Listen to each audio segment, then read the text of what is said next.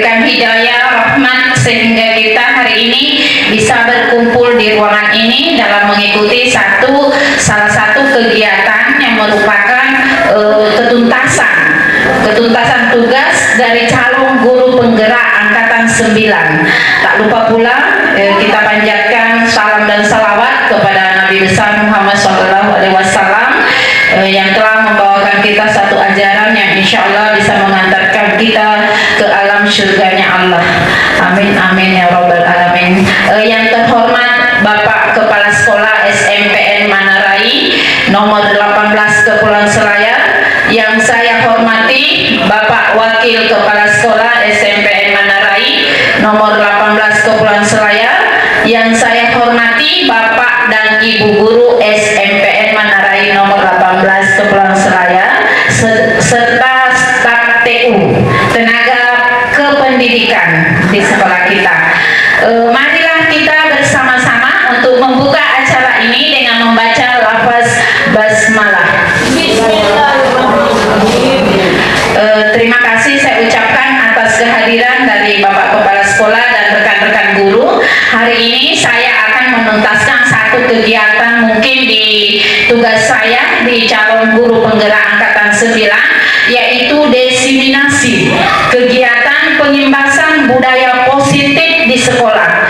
Jadi ini adalah salah satu modul yang kami kerjakan di modul 1.4, yaitu budaya positif. Jadi tugas kami sebagai calon guru penggerak, bagaimana kami mengimbaskan ilmu yang kami dapat di program pendidikan guru penggerak, supaya rekan-rekan sejawat kami di sekolah masing-masing CGP bisa mengetahui apa yang kami lakukan, apa yang kami laksanakan dalam pelatihan tersebut. Salah satunya adalah ini, Bapak Ibu Guru, pengimbasan budaya positif. Oke? Jadi pengimbasan budaya positif di sekolah oleh saya sendiri, Andi Rusnawati SPD. Saya adalah calon guru penggerak angkatan 9 yang berasal dari SMPN Manarai nomor 18 Kepulauan Selayar. Ya. Nah, untuk memahami budaya positif itu, otomatis kita harus mulai dari diri kita, dari keyakinan kita. Nah, seumpama Bapak Ibu, coba kepalkan tangannya Ibu dan Bapak-bapak, kepalkan tangannya. Tugas mengepalkan salah satu tangan Anda. Coba Anda bayangkan bahwa Anda menyimpan sesuatu barang yang berharga, baru ada teman lagi satu berusaha untuk membukanya, membuka apa yang kita kepalkan. Kira-kira apakah Anda atau B membuka kepala tangan Anda? Mengapa? Kira-kira kalau dia sengaja teman kita itu membuka walaupun kita menutupnya, apakah Bapak Ibu akan membukanya dengan berbagai bujuk, rayuan, menghardik, mengintimidasi, ataupun memarahi kita? Apakah Bapak Ibu akan membukanya? Bagaimana? Iya. Iya, sekarang kita lanjut. Nah, kalau misalnya saya buka, terus teman saya itu bilang tutup, apakah Ibu akan menutup dan akan mengikuti perintah dari teman kita, teman Bapak Ibu? Tergantung. Iya. Nah, sebenarnya dalam kegiatan ini sesungguhnya kita diarahkan untuk mengerti bahwa dalam kita mengambil suatu tindakan, itu kita sendiri Bapak Ibu yang mengendalikan diri kita, bukan orang lain. Kalau kita mau tutup, ya tutup. Jangan karena rayuan, karena apa sehingga kita buka. Tapi kalau memang Bapak Ibu menganggap itu adalah hal yang benar, Ibu tutup, jangan dibuka. Jadi itu tergantung kalau kita mau melakukan sesuatu yang dari diri kita, jangan karena orang lain. Kalau memang Ibu agak benar, oke, lakukan. Jadi dari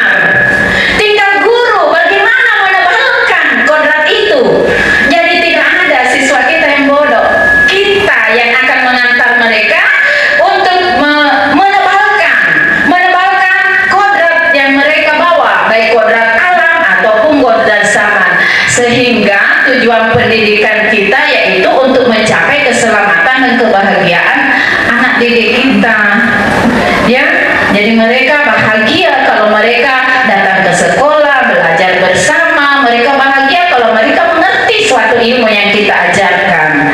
Jadi itulah tujuan dari filosofi KHD ini tentang pendidikan, bahwa tugas kita ibu bapak cuma menuntun. Jadi mari kita tebalkan tulisan kabur yang belum terlalu jelas yang mereka bawa sesuai kodratnya, potensi maksudnya di sini, potensi yang mereka bawa, kita sebagai guru yang mengarahkan. Ini anak mau kemana? Ini anak mau dijadikan seperti apa? Jadi ingat, menuntun.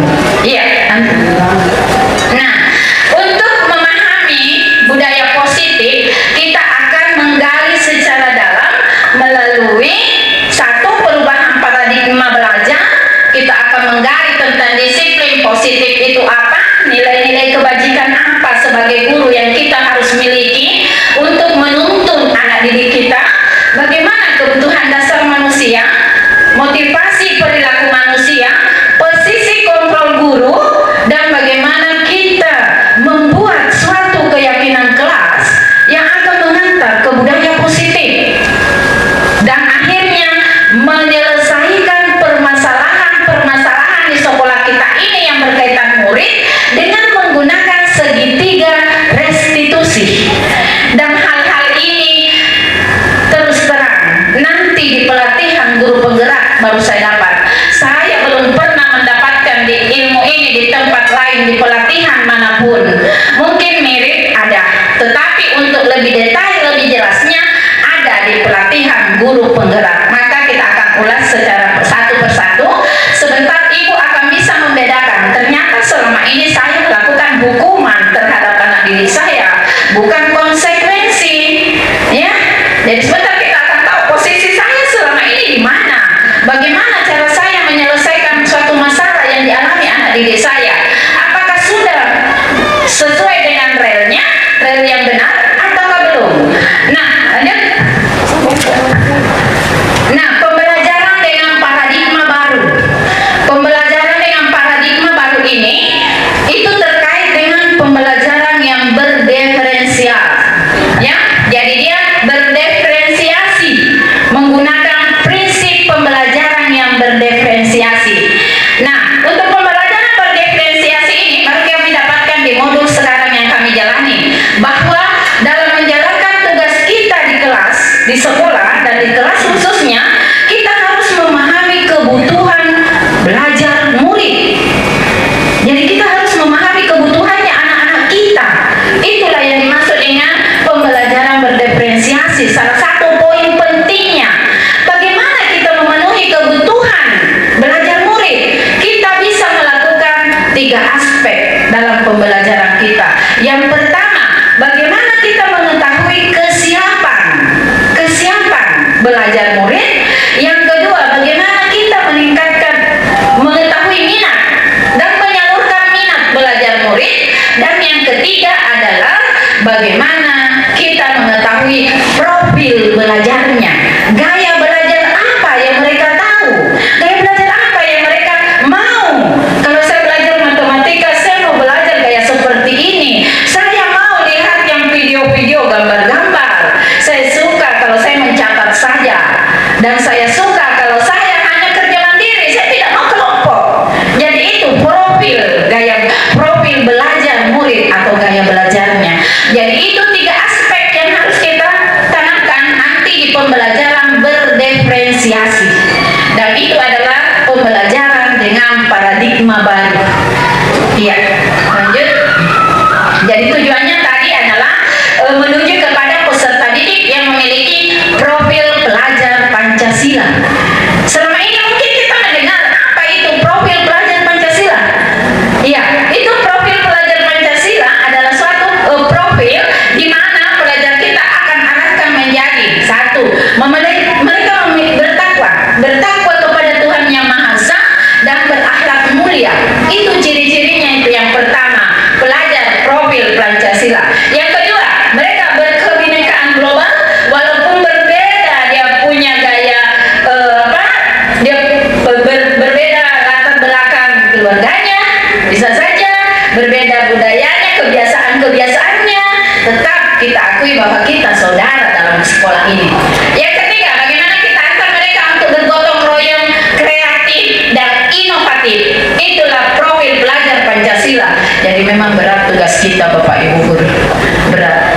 Jadi, nah sekarang kita lanjutkan miskonsepsi tentang teori kontrol. Jadi kita akan mulai masuk sedikit demi sedikit ke budaya positif, yaitu bagaimana ilusi guru mengontrol murid, bagaimana ilusi bahwa kritik dan membuat rasa bersalah mampu menguatkan karakter. Apakah ilusi itu bisa? Terus sesuai dengan kebutuhan pelajar kita, siswa kita di sekolah. Apakah kebutuhannya semua siswa sama? Nah, kita rubah ke teori kontrol bahwa kebutuhan atau realitasnya kita itu berbeda-beda. Jadi kita merubah paradigma yang ada dalam pemikiran kita bahwa kebutuhan siswa kita itu tidak sama. Mereka memiliki kebutuhan yang berbeda. Terus yang kedua, apakah semua orang melihat hal yang sama? Oh tidak. Nah, kita rubah ke dalam teori kontrol bahwa setiap orang itu memiliki gambaran yang berbeda tentang sesuatu hal. Kalau kita kaitkan yang pembelajarannya, gambaran kita kira-kira bagaimana tentang pembelajaran tak? Apakah akan sama semua hasilnya ke anak didik kita? Apakah kita berhasil membawa anak didik kita ke hal sukses mengikuti proses pembelajaran hari itu? Nah, terus kita mencoba mengubah agar berpandangan sama dengan kita. Jangan mengubah, tapi kita harus berusaha memahami pandangan orang lain tentang dunia. Jadi jangan menggunakan ini yang mengubah, kita mencoba mengubah, jangan, tapi kita harus memahami pandangan mereka, menghargai mereka punya pendapat dan pandangan. Perilaku buruk dilihat sebagai suatu kesalahan? Belum tentu, ya, belum tentu. Sebentar ada satu kasus. Nah, semua perilaku memiliki tujuan. Jadi paradigma itu kita rubah, stimulus itu kita rubah menjadi suatu teori kontrol bahwa perilaku buruk itu bukan suatu kesalahan, ada latar belakangnya. Jadi kita selalu diarahkan berpikiran positif. Nah, seterusnya orang lain bisa mengontrol saya, hanya Anda yang bisa mengontrol diri sendiri. Seperti tadi kepala tangan itu, ya. Jadi kita merubah stimulus respon ini menjadi teori kontrol. Terus saya bisa mengontrol orang lain? Jangan, Anda tidak bisa mengontrol orang lain.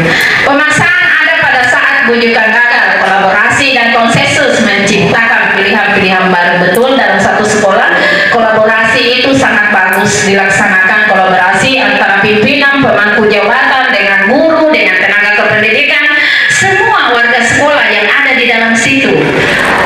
Jadi itu untuk mencapai suatu visi yang merupakan tujuan pendidikan di sekolah tersebut. Ini yang paling penting, kolaborasi untuk mencapai suatu tujuan itu. Jangan kita berjalan sendiri-sendiri. Nah, yang terakhir, model berpikir menang kalah. Jadi model berpikirnya itu menang-menang. Semuanya satu tujuannya, menciptakan apa yang kita visikan, melaksanakan misi untuk mencapai suatu visi sekolah. Oke, kita masuk untuk memahami budaya positif. Ada bagian-bagian itu kita akan ulas satu persatu tentang yang pertama, disiplin positif. Yang disiplin positif itu seperti Bapak baca di atas, Ibu, disiplin itu mengacu kepada arti belajar. Disiplin itu mengarahkan anak-anak untuk bertanggung jawab. Bukan cuma anak-anak, kita juga seorang guru. Bagaimana kita disiplin? Ya pasti karena kita bertanggung jawab dengan tugas kita. Iya.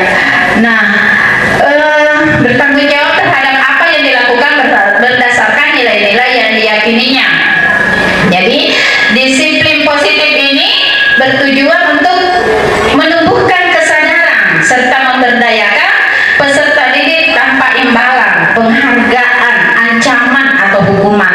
Misalnya begini, yang selalu kita alami sekarang di sekolah kita dalam penegakan disiplin kerapian baju, Bapak Ibu, ya. Bagaimana kita mengarahkan anak didik kita, jangan kita bertindak baru anak didik kita menganggap itu adalah hukuman. Jadi kita selalu mengarahkan bahwa itu yang mereka lakukan adalah kesadaran dari dalam dirinya, nilai-nilai kebenaran yang mereka yakini bahwa memang seorang pelajar harus seperti ini, ya. Cara berpakaiannya, orang yang terpelajar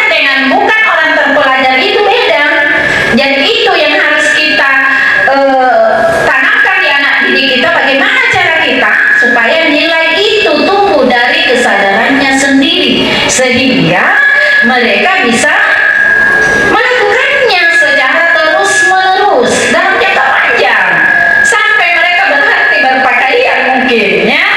Kalau dia berpakaian walaupun di lingkungan masyarakat, oh iya saya harus rapi, saya harus berpakaian seperti ini, karena apa? Kebiasaannya. Dan bisa saja dia akan bawa sampai tua. Ketika dia bersosialisasi dengan masyarakat, dia akan risih kalau tidak rapi. Nah itu kan dibawa dari mana? Dari ketika mereka sekolah, ketika mereka yakini bahwa hal ini memang benar dan mereka akan laksanakan secara terus menerus. Jadi itu terus nilai-nilai kebajikan. Nilai-nilai kebajikan di sini yang kita akan bangun, Bapak Ibu, terhadap peserta didik kita adalah nilai kebajikan yang sifat-sifat positif manusia yang tujuannya mulia, yang ingin dicapai setiap individu. Tapi dalam program guru penggerak, nilai kebajikan yang diarahkan adalah nilai kebajikan yang pelajar itu memiliki dimensi profil pelajar Pancasila. Itu 5 kebajikan itu yang kita akan munculkan dalam diri anak didik kita. Jadi bagaimana kita mengayomi anak kita, menuntut anak kita supaya dimensi profil pelajarnya itu lengket sama mereka. Oke? Lanjut. Nah ini contoh nilai kebajikan dalam satu sekolah, institusi atau organisasi. Ada 3 yang saya ambil. Bisa yang kita memilih yang mana, tapi kayaknya ini bisa dikombinasikan, bisa kombinasikan antara profil pelajar Pancasila, PYP, dan keterampilan hidup atau life skill-nya.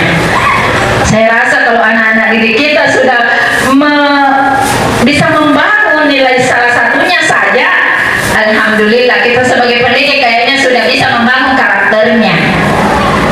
Coba Bapak Ibu baca slide di atas, bagaimana profil pelajar Pancasila, bagaimana anak didik kita ajarkan kemandirian, kreatif, bernalar kritis, peka terhadap perkembangan zaman.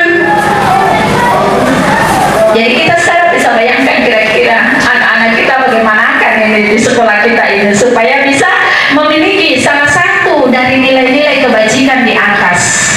Itu semua tanggung jawab kita bersama. Bagaimana kita berkolaborasi untuk mewujudkan salah satunya saja.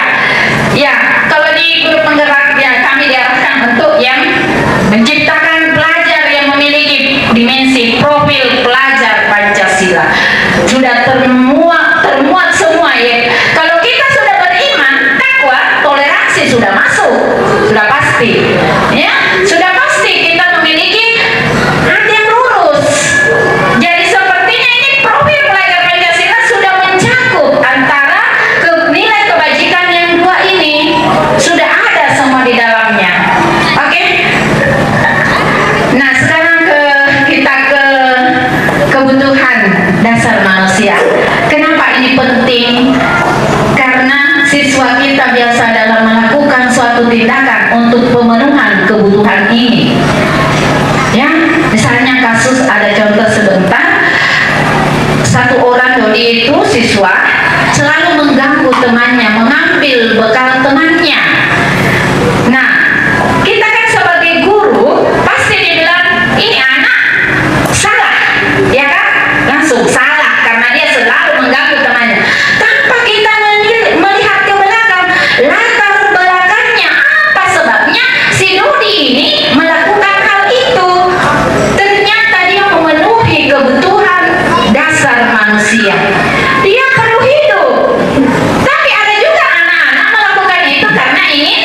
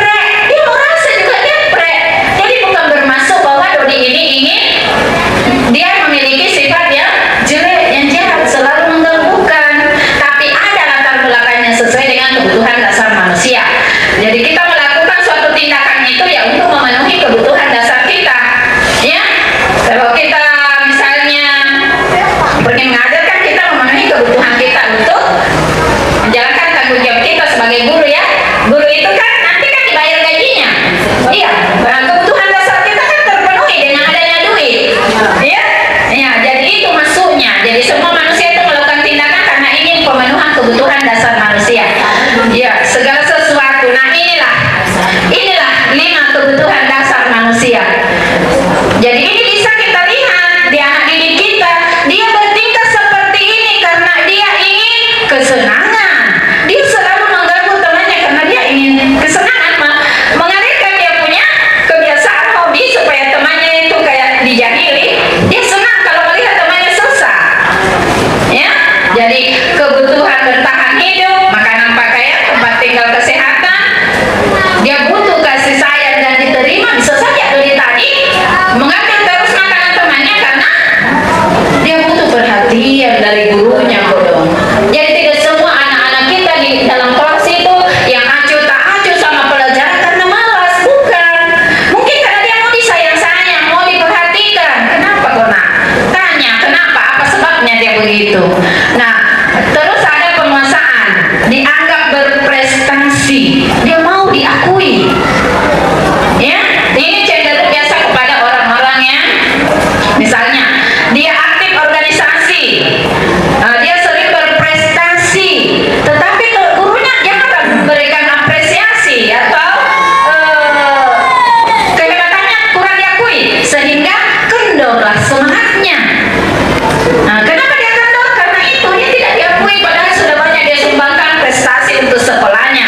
Terus kebebasan dan kesenangan. Kebebasan, dia ingin mandiri, mencoba hal baru, mengendalikan arah dirinya. Dan kesenangan, ya itu tadi, dia senang kalau temannya menangis, merengek-rengek, ya. Jadi dia memenuhi kebutuhan itu. Oke, lanjut. Ini yang Ibu ambil tadi, Bu Ambar, guru hari kelas 2A di SD Pelita Hati. Sedang bingung menghadapi ulah si Doni. Ya, seringkali meminta bekal makan siang temannya secara paksa. Jika Anda menghadapi situasi seperti Ibu Ambar, apa yang akan Anda lakukan? Menurut Anda, kira-kira apa alasan Doni melakukan itu? Jadi bisa bervariasi tadi. Yang pertama, ingin memenuhi kebutuhan dasarnya, ya. Memang karena dia lapar, dia jarang makan kasihan di rumahnya. Terus kalau dia itu tadi butuh kasih sayang, ya dia ganggu karena mau diperhatikan sama guru.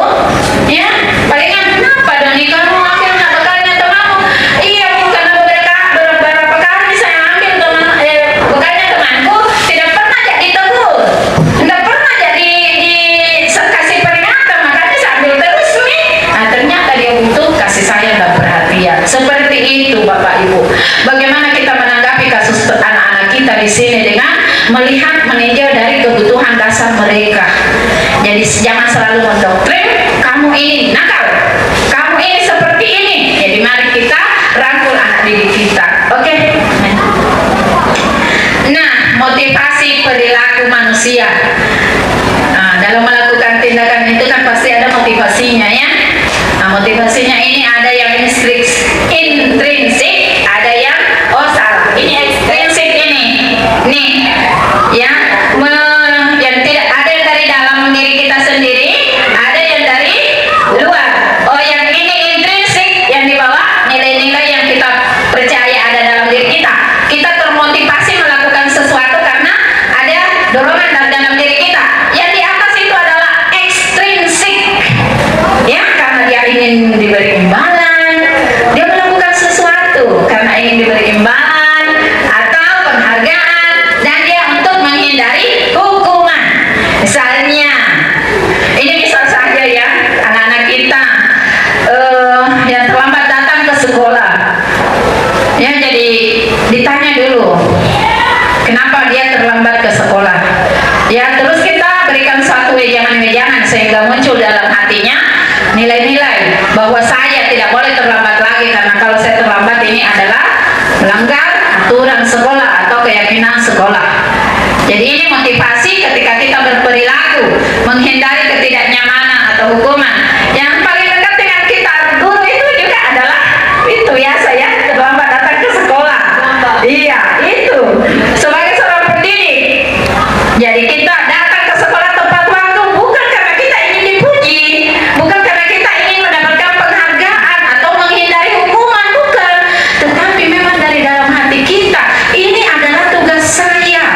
Makanya saya harus datang tepat waktu. Tapi guru-guru di sini saya yakin Bapak Ibu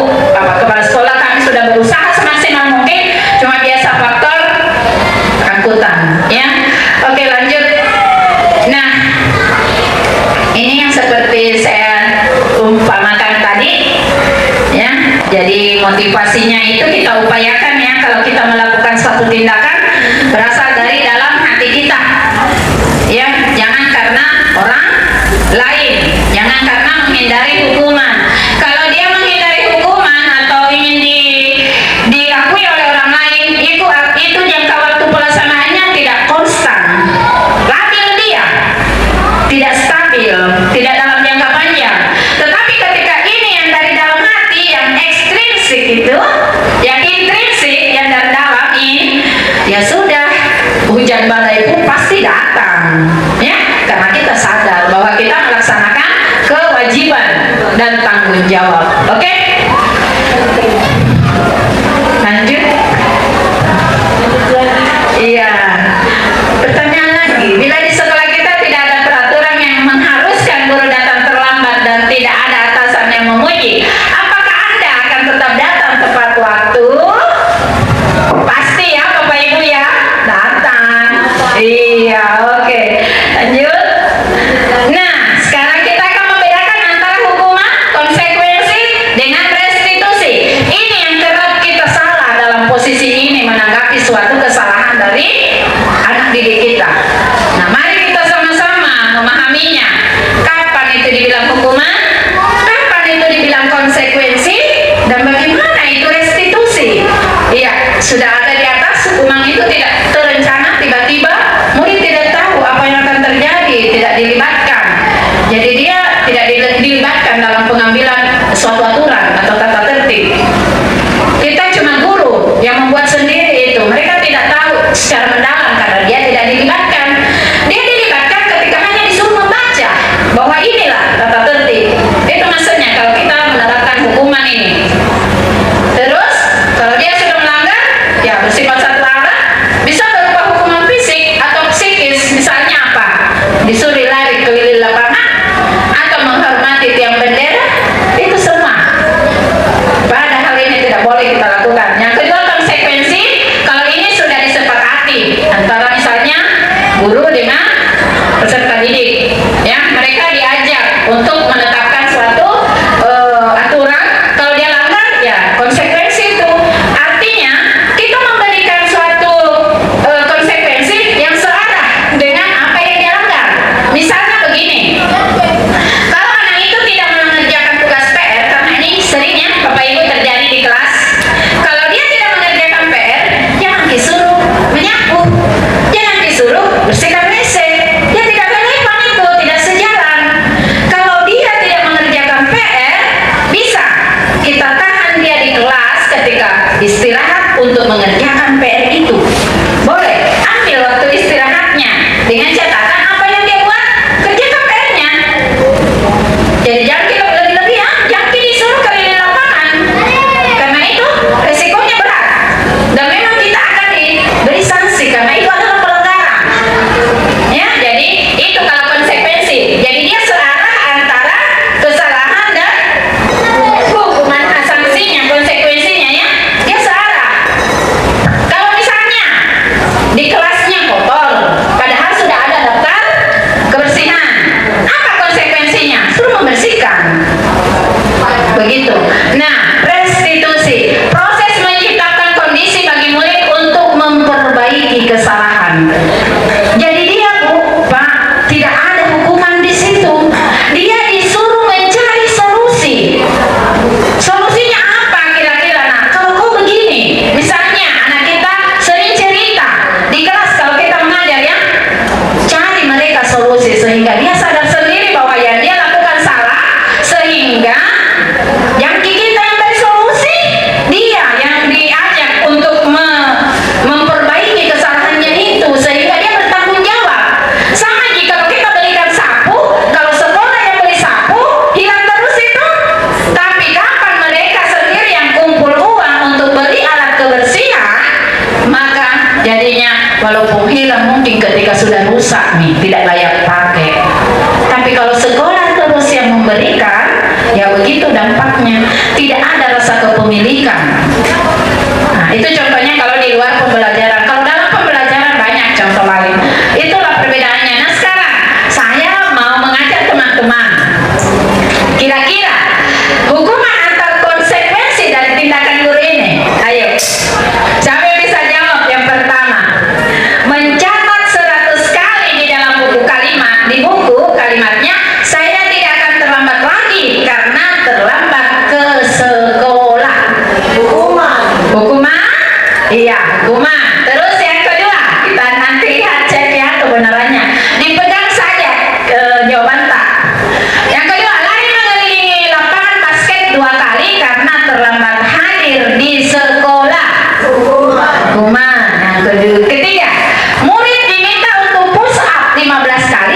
tidak menggunakan masker ke sekolah, hukuman. Oke, mengganti kertas tugas teman yang telah dicoret-coret, ya konsekuensi.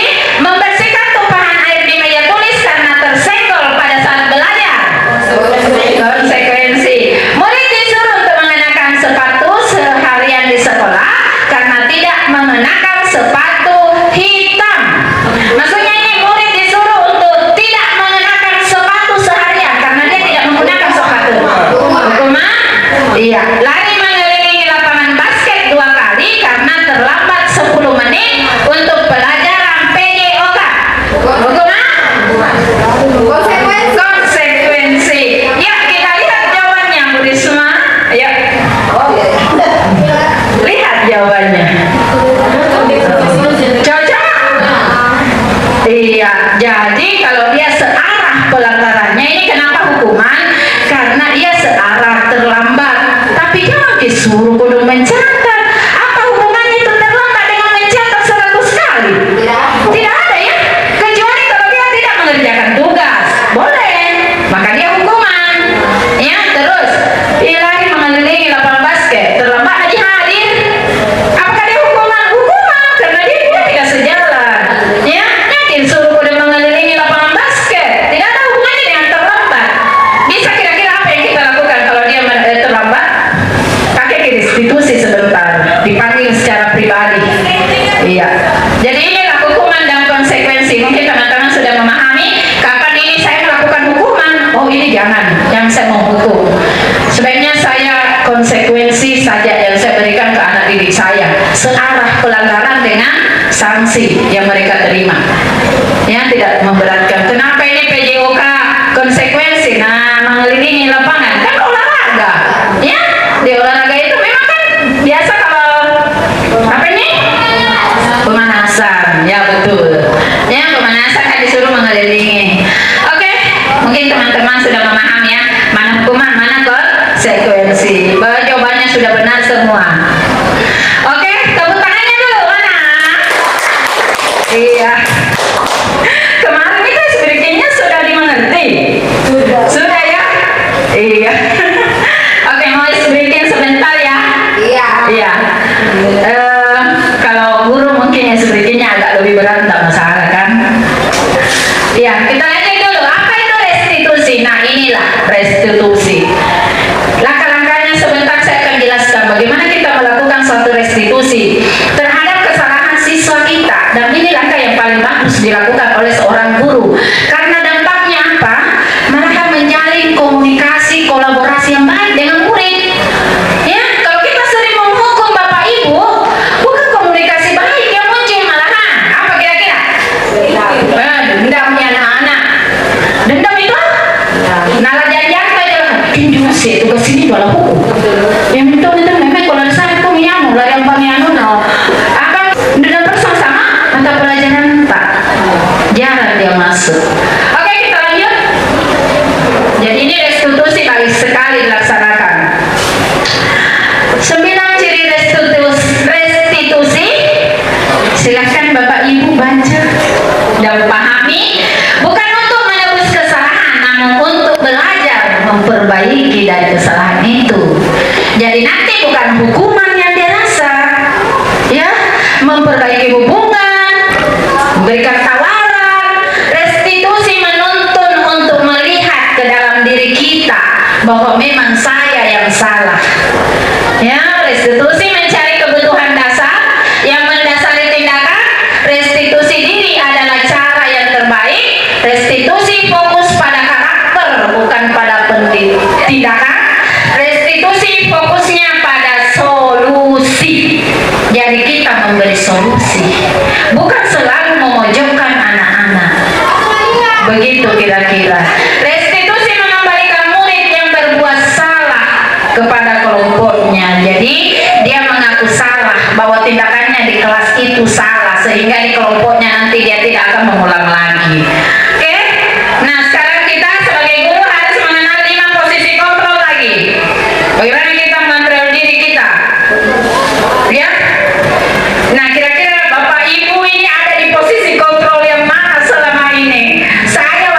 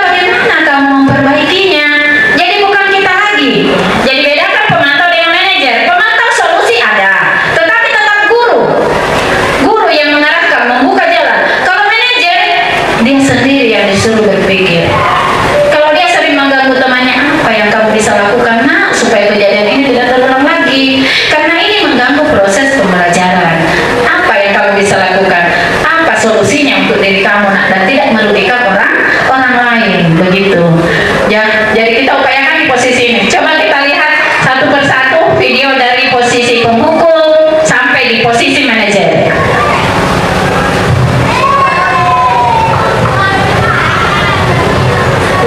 Yang pertama dulu ya, penghukum.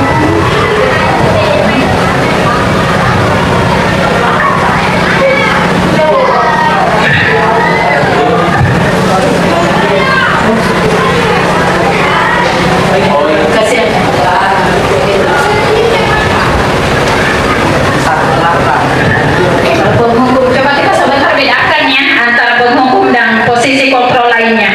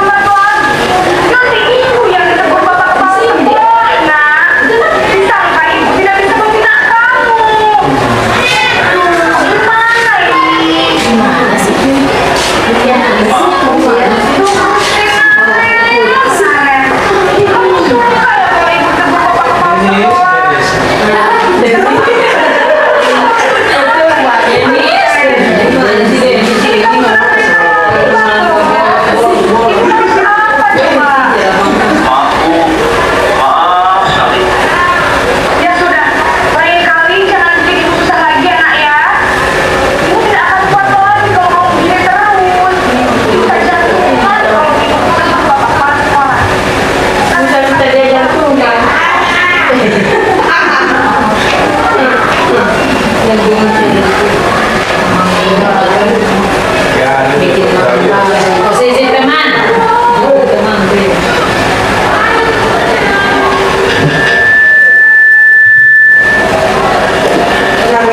Lari terus sih, gimana nih?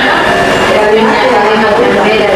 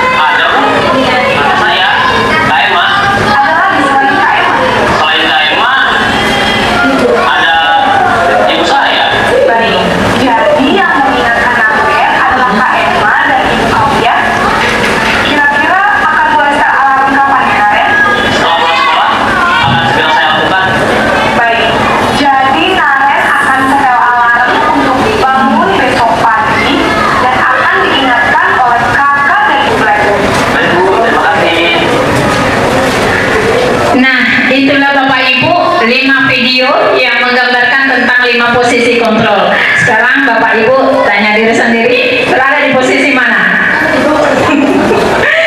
Iya, waktu saya jawab kami punya tugas ini, saya bilang saya berada di posisi teman dan penghukum.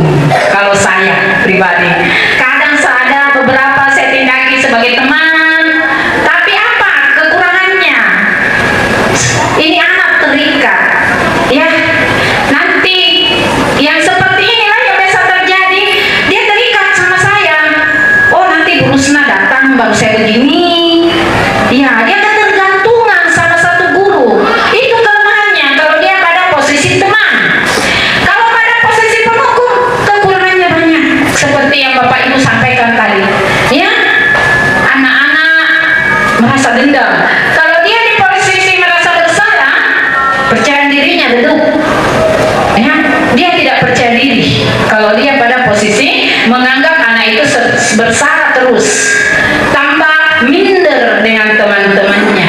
Saya kira Bapak Ibu setelah menonton 5 video ini, Bapak Ibu sudah mengetahui bahwa saya harus berada di posisi ini. Mudah-mudahan bisa memberikan inspirasi, motivasi kepada Bapak Ibu bagaimana kita menangani begitu berjuta masalah di sekolah kita yang muncul tiap hari. Tidak ada hari yang tertinggal tanpa masalah. Ya, jadi kita berupaya bagaimana kita minimalis, ya, diminimalkan saja itu kesalahan. Namanya perubahan butuh waktu dan butuh proses. Oke, lanjut, masih ada. Oke, posisi kontrol apakah kira-kira kalau ini? Saya kecewa sekali dengan kamu.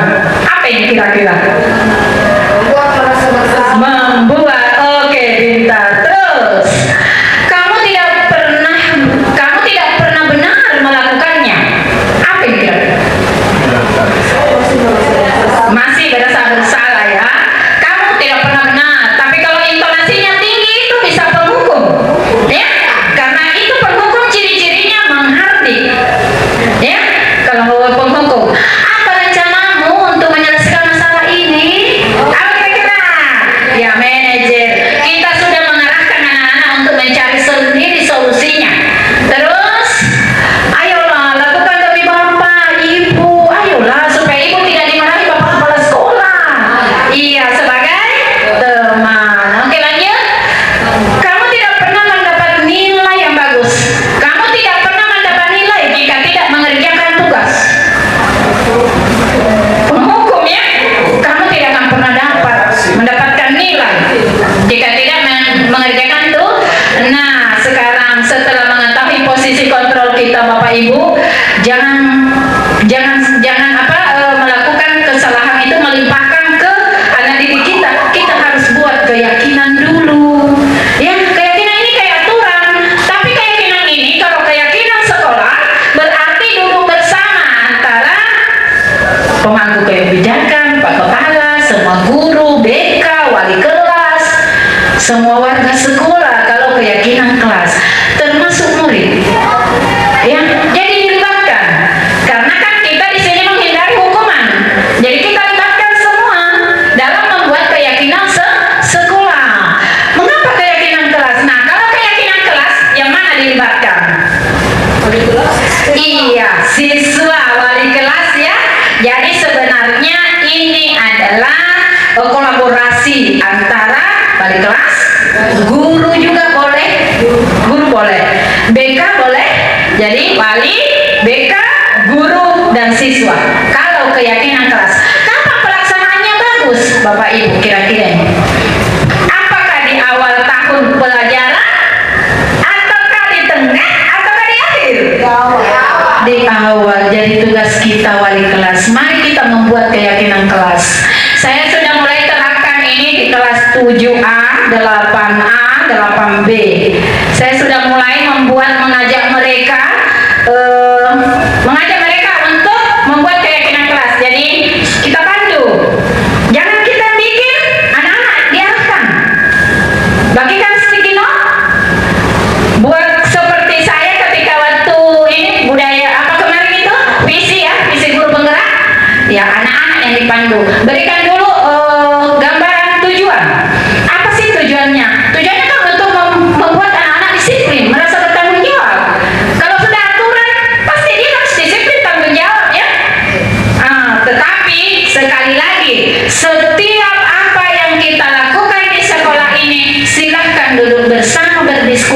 dengan Bapak Kepala Sekolah.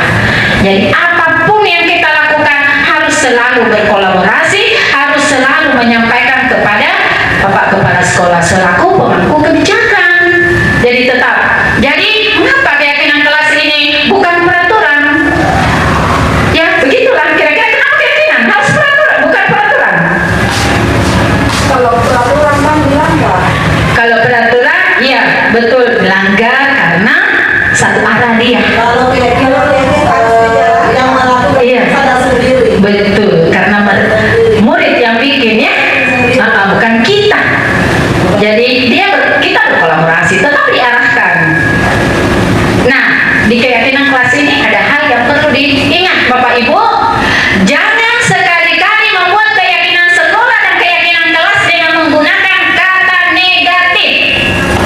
Jangan. Ya, mana yang kalimat negatif atau kata negatif? Misalnya, dilarang, jangan, tidak boleh, jangan sekali-kali. Jadi kita arahkan anak-anak kalau dalam membuat keyakinan kelas itu diarahkan untuk menggunakan kalimat positif. Misalnya ya, iya boleh sebaiknya Ibu kayak begini, dilarang membuang sampah. Apa kira-kira kalimat positifnya? Iya, kalau guru bahasa Indonesia cepat itu. Kalau guru matematika ngomong pikir. Iya, buanglah sampah pada atau iya, jagalah kebersihan. Ya. Nah, ada lagi misalnya, dilarang menyontek ketika ujian. Jangan dipakai dilarang. Boleh apa kalimatnya? Jujur dalam bertindak. Kan itu jujur, tapi begitu. Ayat aja, berisma. Nah, ini mengapa kita memiliki peraturan harus menggunakan helm bila mengendarai kendaraan roda 2. Ya, kenapa? Nah, kira-kira mengapa keyakinan kelas? Mengapa bukan? Mengapa kita memiliki peraturan harus menggunakan karena menjaga keamanan? Iya. Mengapa kita memiliki peraturan 3M menggunakan masker, mencuci tangan, menjaga jarak 1,5 meter untuk keamanan? Untuk COVID ini ya, kesehatan ya. Iya betul, untuk kesehatan. Mengapa kita memiliki peraturan harus datang tepat waktu untuk disiplin dan tanggung jawab? Iya. Oke, lanjut. Nah, inilah pembentukan keyakinan kelas harus bersifat abstrak, berupa pernyataan yang universal, dibuat pernyataan positifnya sedikit saja supaya mudah diingat, yang terlalu panjang kalimatnya. Jadi seperti ini Bapak Ibu, kita kasihkan anak-anak sticky note biar mereka merangkai sendiri, tapi itu diarahkan, jangan buat kalimat negatif ya, itu saja itu intinya, dan bersingkat supaya mudah dipahami karena mereka sendiri ini yang akan melaksanakannya. Dan jangan sekali-kali kita yang buat, karena apa nih? Kalau kita yang buat, anak-anak masih akan peluang besar melanggarnya masih 75 ke atas. Tapi kalau sudah anak-anak sendiri ya 50 ke bawah lah. Ya namanya anak-anak dalam satu kelas karakter beda-beda, butuh waktu dan proses selalu. Oke, lanjut. Nah ini, misalnya ada aturan itu bagaimana anak-anak didik kita membuat keyakinan kelasnya. Itu aturan, peraturan. Ya, dilarang melakukan kekerasan. Apa kira-kira kalimat positifnya? Ini cuma acuan-acuan saja. Kita tetap membuat keyakinan sekolah, keyakinan kelas yang bisa mengajarkan anak didik kita untuk disiplin dan bertanggung jawab. Itu saja dulu. Ya, tidak usah terlalu banyak. Yang penting anak-anak patuh. Ya sedikit, yang penting ada hasilnya. Daripada banyak, tidak ada sama Ji. Jadi kita buat yang barang 5 saja kah, satu keyakinan. Ya, oke lanjut. Tuh, selalu kembalikan buku ke tempatnya. Keyakinan kelasnya apa? Tanggung jawab. Dilarang mengganggu orang lain, menghormati orang lain. Kan muncul kalimat positifnya. Seperti itu. Oke, lanjut. Nah, ini segitiga restitusi. Ada 3 aspek di dalamnya. Mengidentifikasi masalah. Jadi stabilkan dulu masalahnya, stabilkan identitasnya. Jangan selalu anak itu dikerasi dikasih dulu kalimat yang baik-baik. Manusia itu memang selalu melakukan kesalahan. Ibu juga dulu, saya biasa begitu. Ibu juga dulu sering melakukan kesalahan. Jadi itu salah satu kalimat menstabilkan identitas. Jadi anak-anak dibawa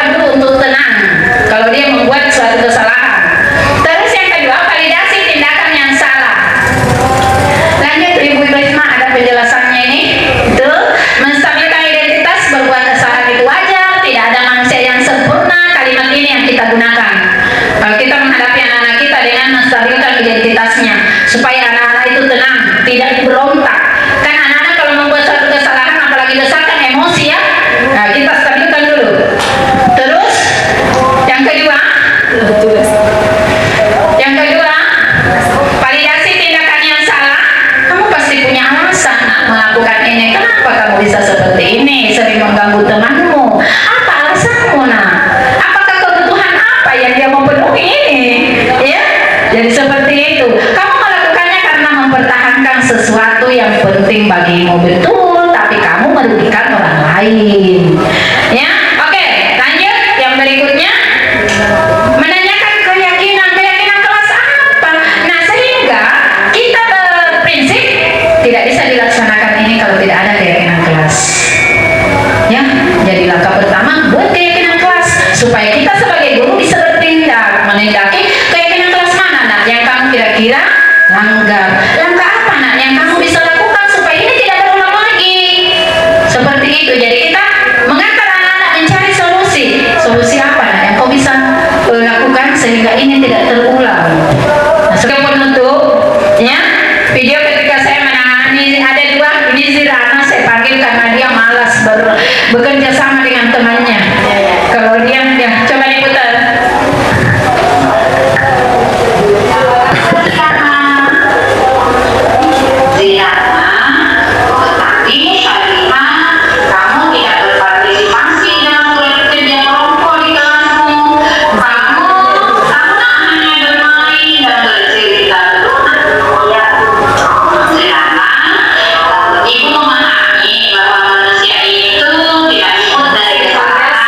Lebih-lebih pelajaran matematika adalah pelajaran yang memerlukan konsentrasi dan fokus dalam mengerjakan tugas. Kenapa sikapmu seperti itu tadi, nak? Apakah ada alasannya sehingga kamu bersikap seperti itu?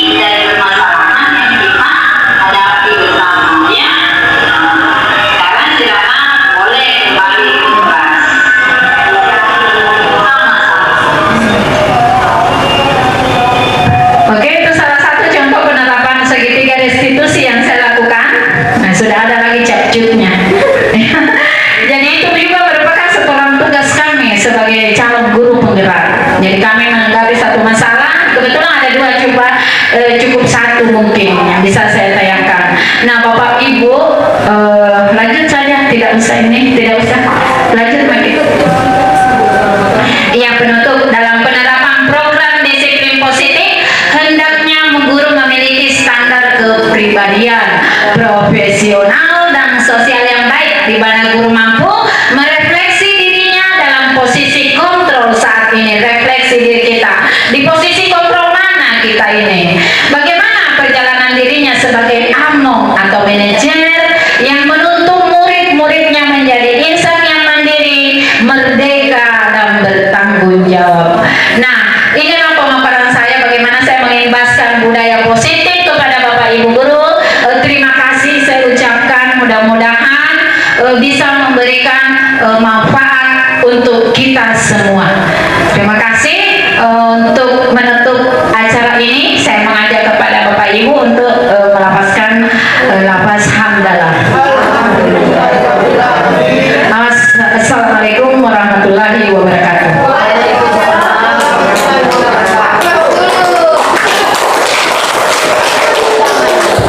Terima kasih. Assalamualaikum warahmatullahi wabarakatuh.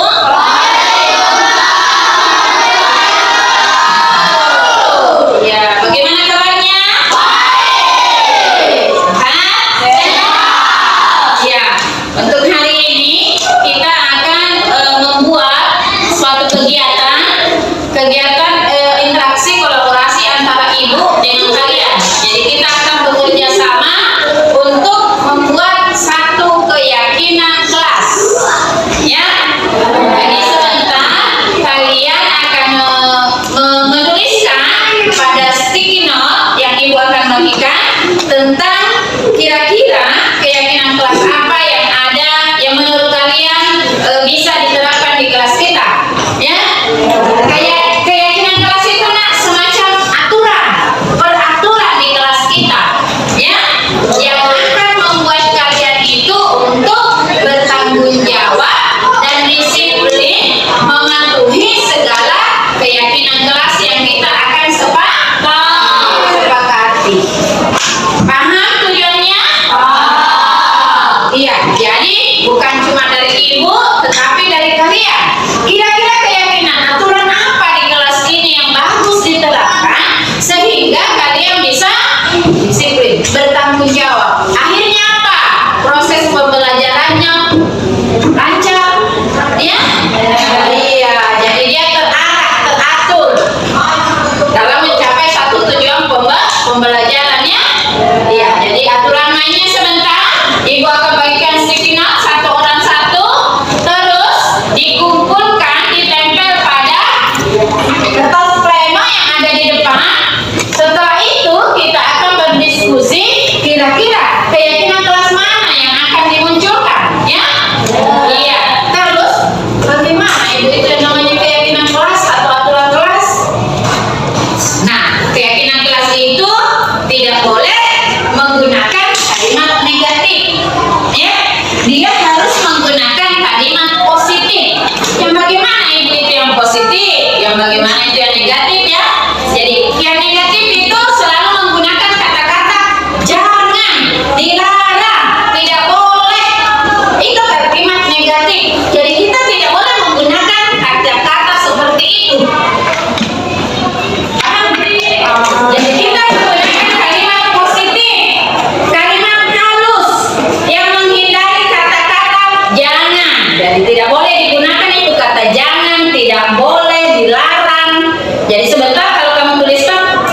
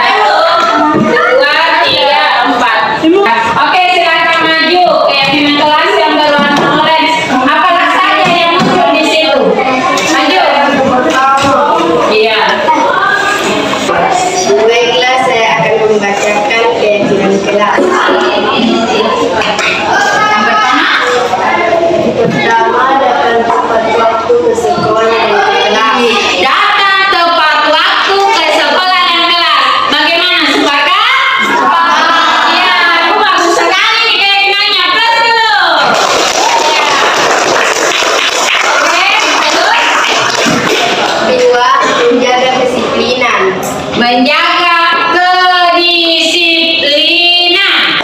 Jadi intinya disiplin. Ya, disiplin. Setuju? Oke, terus. Ya. Yang berikutnya Dengan sekolah. membersihkan lingkungan sekolah, oke? Oke.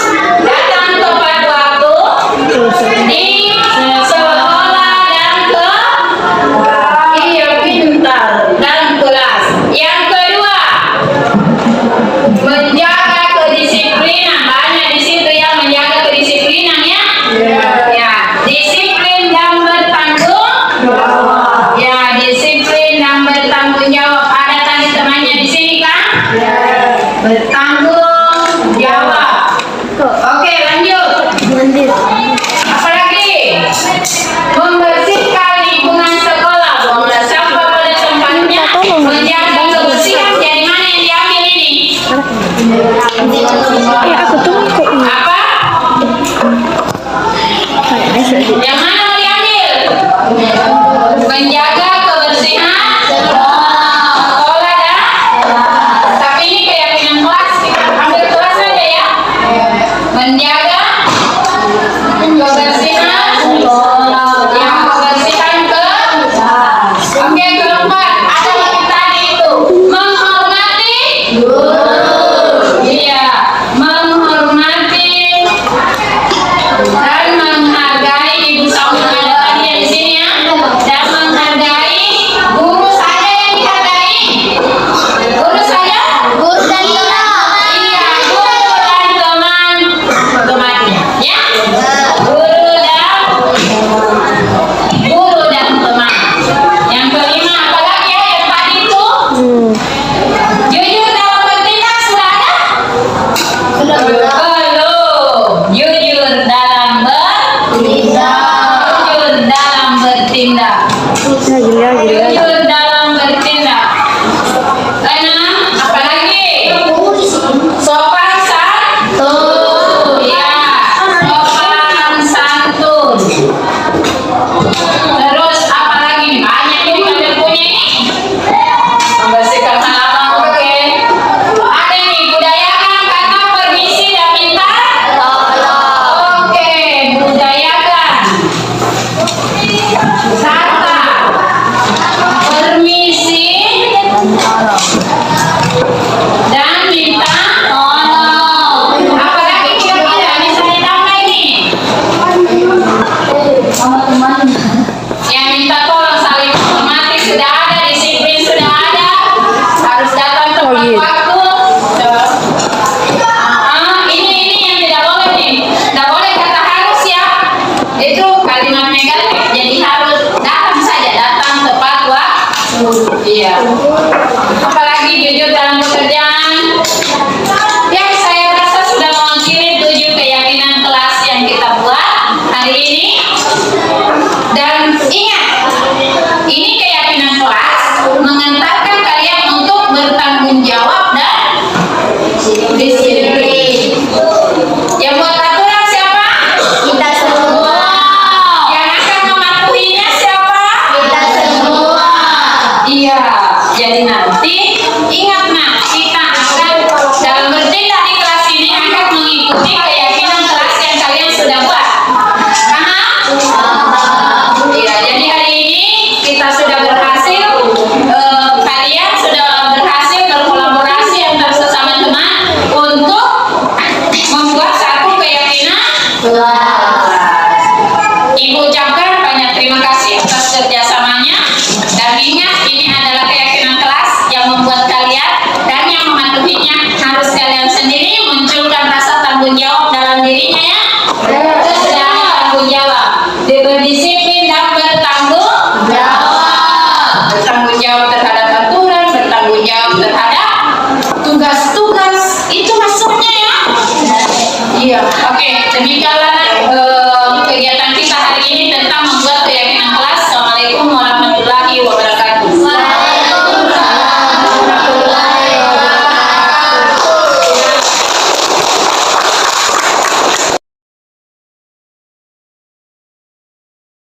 Warahmatullahi wabarakatuh. Saya Wahda Aniar, siswa kelas 7A. Saya sangat termotivasi dengan langkah yang diajarkan oleh Ibu Husna dalam menyusun keyakinan kelas. Kami diberikan petunjuk untuk melatih disiplin dan mematuhi keyakinan kelas. Terima kasih Bu atas pengalaman yang berharga. Wassalamualaikum warahmatullahi wabarakatuh. Saya Anggi Rabiani kelas 7A. Saya sangat senang ketika terlibat mengikuti keyakinan kelas. Kami diajarkan prosedur keyakinan kelas yang akan latih kami menjawab. Terima kasih guru untuk ilmunya. Wassalamualaikum.